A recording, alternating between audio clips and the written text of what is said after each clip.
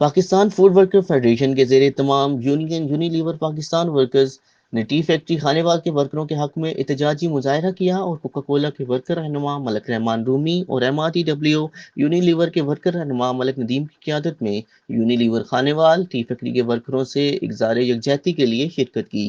شدید نعرے بازی بھی کی گئی۔ احتجاجی مظاہرے سے محمد نعیم، ندیم طاہر، عظیم مہندرا اور یوسف بنگش نے خطاب کیا۔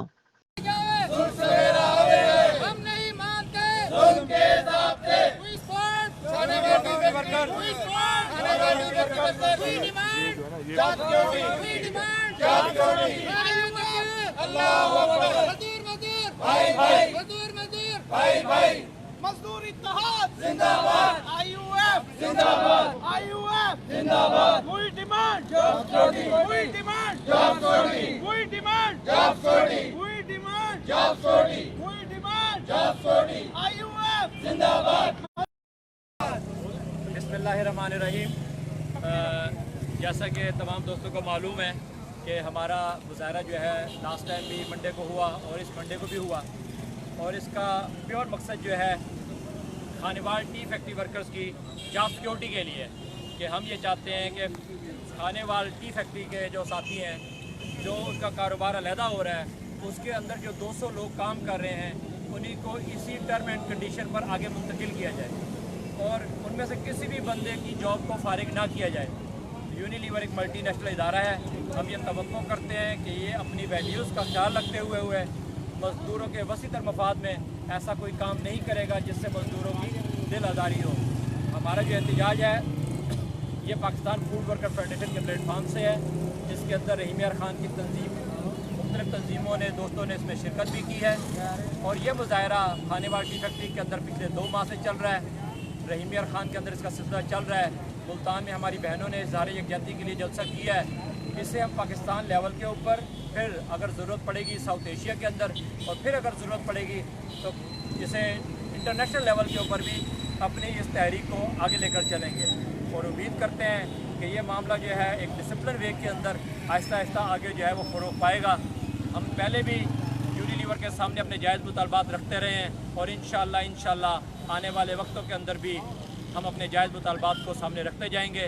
اس ٹائم ہمارے 2 بڑے مطالبات ہیں کہ Khanewal T factory workers job security اور خانوال ٹی فیکٹری ورکرز کی جو مراحت ہیں اسی کے مطابق انہیں نیکسٹ سیٹ اپ کے اندر لے کے جایا جائے۔ شکریہ سر۔ یہ مطالبات کس نے منظور کرنے ہیں؟ یہ مطالبات جو ہے وہ یونیلیور کی مینجمنٹ نے منظور کرنی ہے۔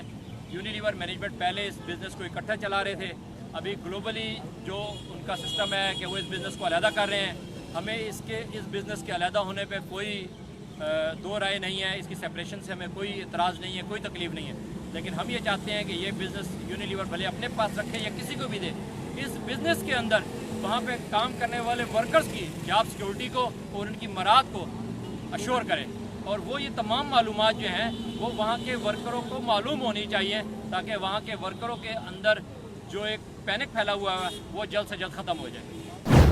پنجاب ٹیچر یونین جنوبی پنجاب کا ضلع رحیم یار خان میں 11 ستمبر کو اساتذہ کنونشن منعقد کرنے کا اعلان۔ اساتذہ کنونشن میں جنوبی پنجاب کی بادی کی نامزدگی اور ضلع عہدیداران کی حلف برداری کی جائے گی۔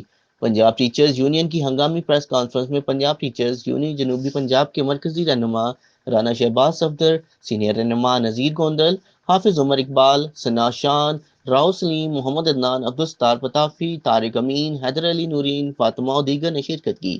پنجاب ٹیچر یونین جنوبی پنجاب کے مرکزی رہنما رانا صفدر نے میڈیا سے گفتگو بھی کی۔